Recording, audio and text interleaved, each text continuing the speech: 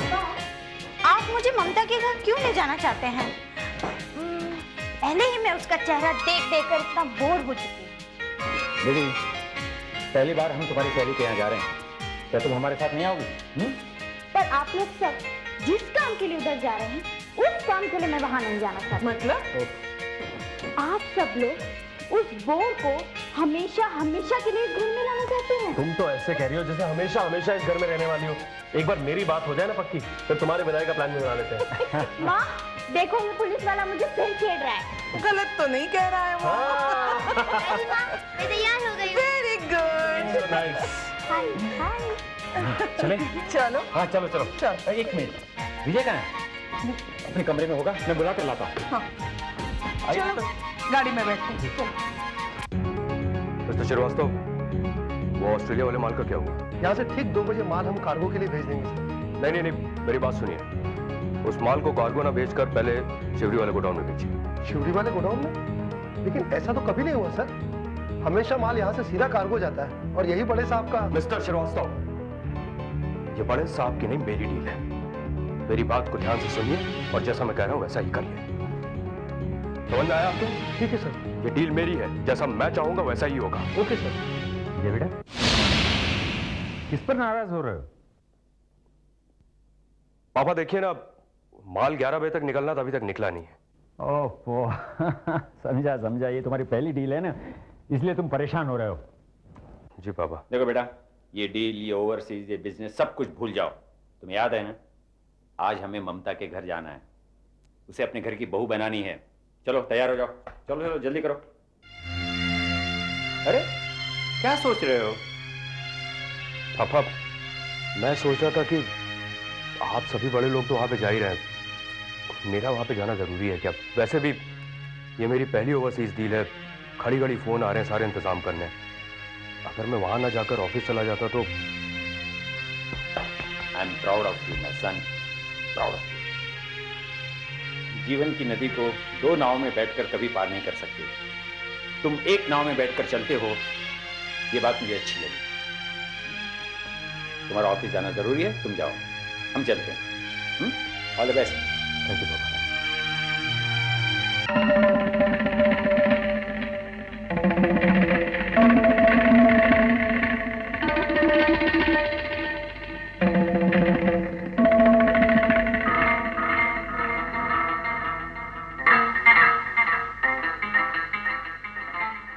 डावला भाई।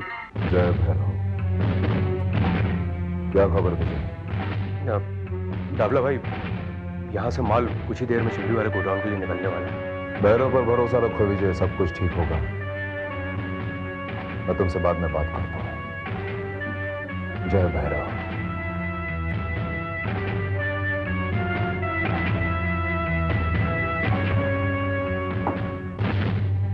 हाँ तो शिरके, मैंने तुम्हें अपना सारा प्लान समझा दिया है। तो मुझे ये बताओ कि तुम ये सब कैसे और कब करोगे? देखिए डावला भाई, आपने जितनी आसानी से आपकी स्कीम समझाई है, उतना ही उसके ऊपर काम करना मुश्किल है।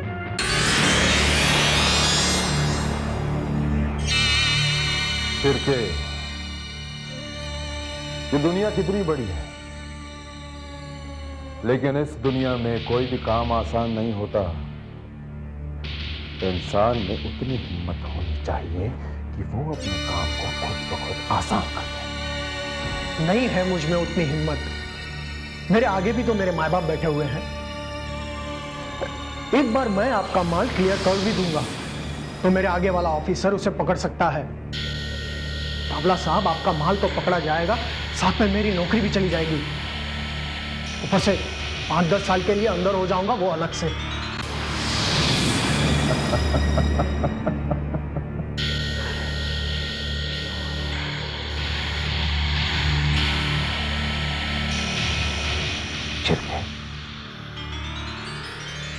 तुम्हें इतनी बड़ी पोस्ट मिल कैसे गई? अगर मिल भी गई है तो तुम अभी तक उस पर टिके कैसे हो? हैरानी की बात है।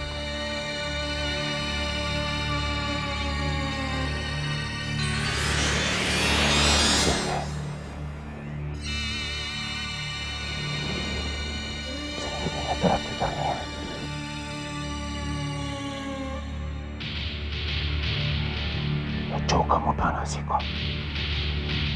जोखिम शिरके। लेकिन मेरे आगे वाले ऑफिसर्स, तुम्हारे जितने बड़े ऑफिसर्स हैं सबको मैं संभालूंगा। बराबर की कमीशन दूंगा मैं आपको, फिक्र मत करो। शिरके, मैंने तुम्हें अपने साथ मिलाने के लिए हाथ आगे बढ़ाया है, ये बहुत सोच समझकर। देखो शिरके, तुम्हारे जितने ऑफिसर्स हैं सबको मैं संभालूंगा। और वैसे भी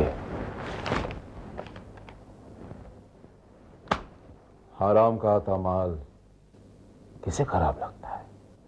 और तुम लोगों को करना भी क्या है? सिर्फ मेरे माल को हरी झंडी दिखानी है बस। ठीक है, मैं कोशिश करूंगा। कोशिश नहीं शिरके, तुम्हें यह काम करना ही होगा, किसी के कहने पर करना होगा। और हाँ, अगर एक बार ये रास्ता खुल गया ना शिरके, तो तुम्हारे घर में हर दिन हर रात दिवाली होगी। ये मेरा वादा है, दावला भाई का वादा है। ठीक है दावला भाई, मैं आपके लिए रिस्क लूंगा। मेरे लिए नहीं शिरके, तुम्हारे लिए, तुम्हारे लिए। क्योंकि इस धंधे में कुछ हद तक तुम भी मेरे भागीदार बनोगे।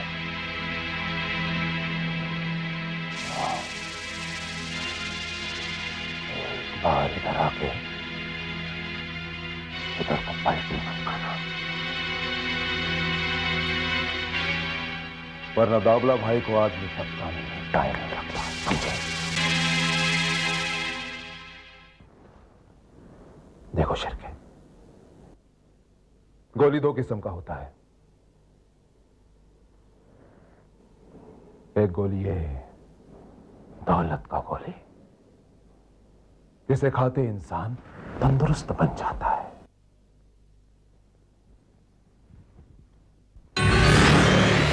दूसरा ये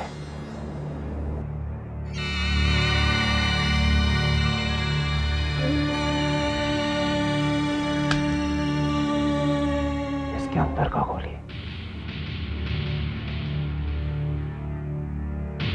जिसे खाते इंसान जय भैरव। अब ये तुम्हारे ऊपर है शिरके कि तुम्हें क्या पसंद है।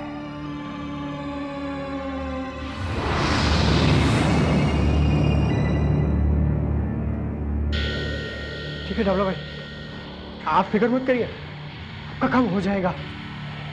जय भैरव।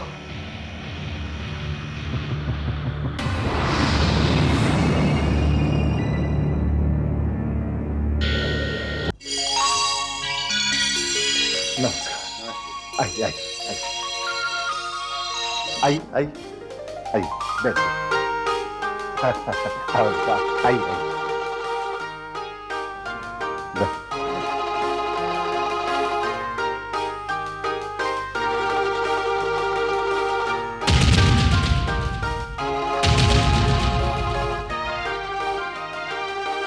ये ममता की माँ है किशोरी। ममता बेटी। जी अभी आई।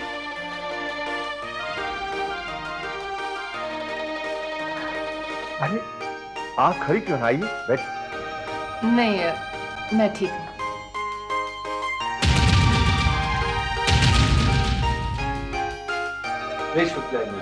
बैठिए ना आप। दरअसल ये घर बहुत छोटा है। भाई साहब, घर छोटा होने से क्या होता है, दिल तो बड़ा है। अगर दिल में प्यार हो तो संसार भी इसमें समा जाता है। आप ठीक कह रहे बहन जी, लेकिन आजकल लोग ये बात को मानते कहाँ हैं। बस लोगों को तो सिर्फ पैसे की चमक धमक ही अच्छी लगती है। बहन जी, हमने पैसों को कभी अहमियत नहीं दी। पैसा तो कोई भी कैसे भी कमा लेता है, लेकिन नेकी और शराफत। बात तो आपकी बहुत सही है, लेकिन कहाँ हमारी हैसियत, कहाँ आपकी हैसियत, कहाँ हम कहाँ आप। देखिए शुक्ला जी, हम सब ये बेकार की बातें करने यहाँ नहीं आए हैं। हम तो अंकल,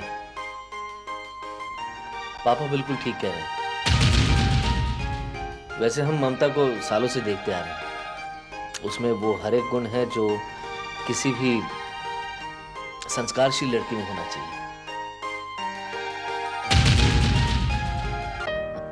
और सबसे बड़ी बात तो ये है कि संजय और ममता दोनों एक दूसरे को बेहद पसंद करते हैं। क्यों?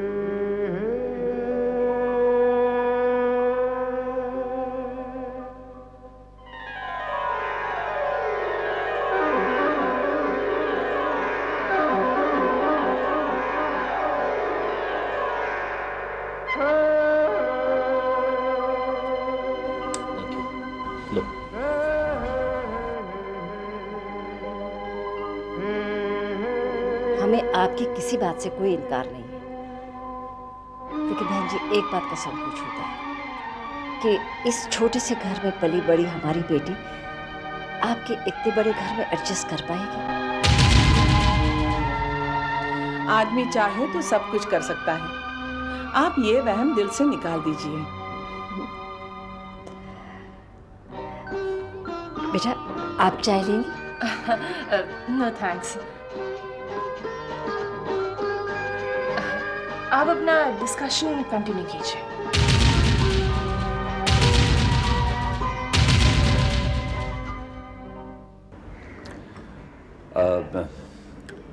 शुक्ला जी, हम हमारे बेटे संजय के लिए आपकी बेटी ममता का रिश्ता मांगने आए।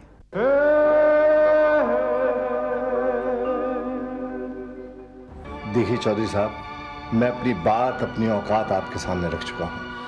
आप उन सब बातों को भूल जाइए। हमें आपसे कुछ नहीं चाहिए। आप अपनी बेटी हमें दे दीजिए बस।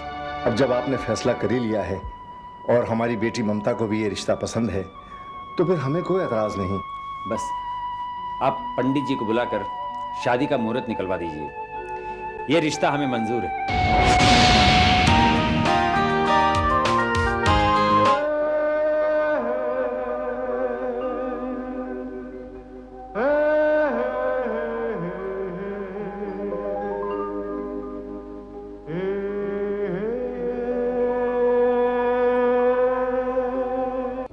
नहीं, मुझे ये रिश्ता मंजूर नहीं है।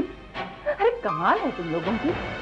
तुम लोगों को अपनी हैसियत का जरा भी ख्याल नहीं है। कहाँ वो लोग और कहाँ हम।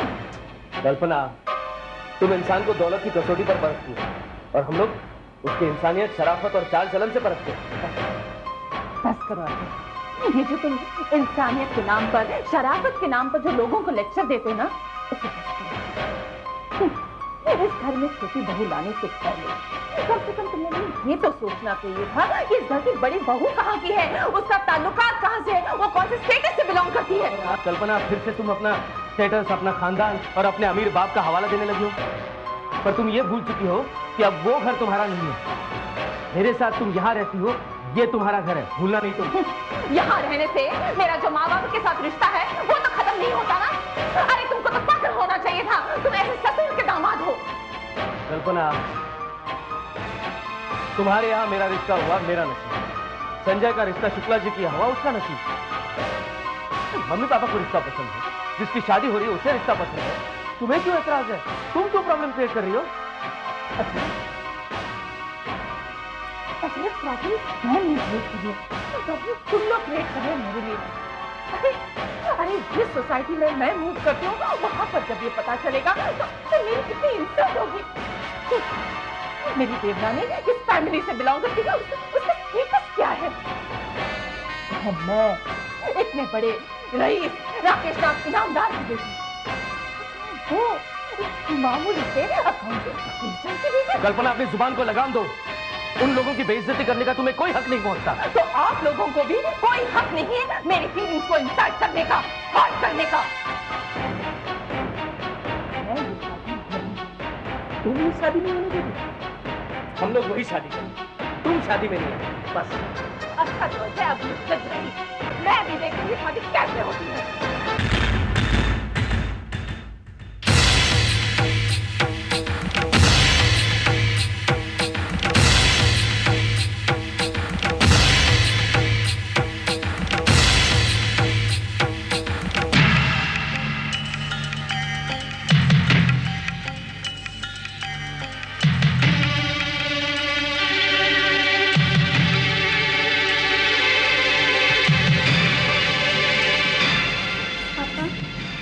मैं एक बात पूछूं आपसे? पापा, आप मम्मी से हमेशा क्यों झगड़ते रहते हैं? बेटा यही सवाल तुम अपनी मम्मी से भी पूछ लो। पापा, मैंने मम्मी से भी पूछा था तो उन्होंने भी यही कहा था कि तुम अपने पापा से पूछो। पापा, क्या हर बच्चे की मम्मी डैडी इसी तरह से लड़ते हैं? पता नहीं, पर हमारे साथ यही है। पापा, आपके मम्मी डैडी तो कभी नहीं लड़ते ना, वो तो कितने प्यार से रहते हैं, और आप दोनों तो।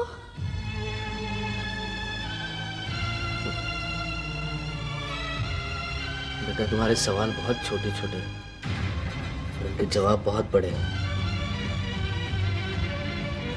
तुम्हें दे नहीं पाऊंगा, और दे पाऊं तो तुम समझ नहीं पाओगे।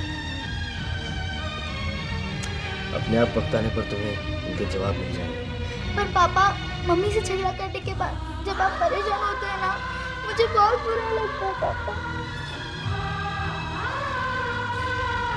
मैं समझता हूँ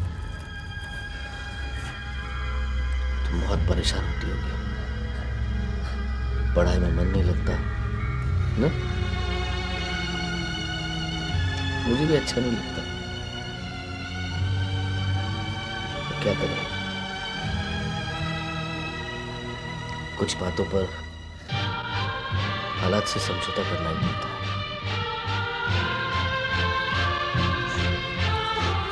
फिक्र नहीं करना तुम, सब ठीक हो जाएगा, सब ठीक हो जाएगा।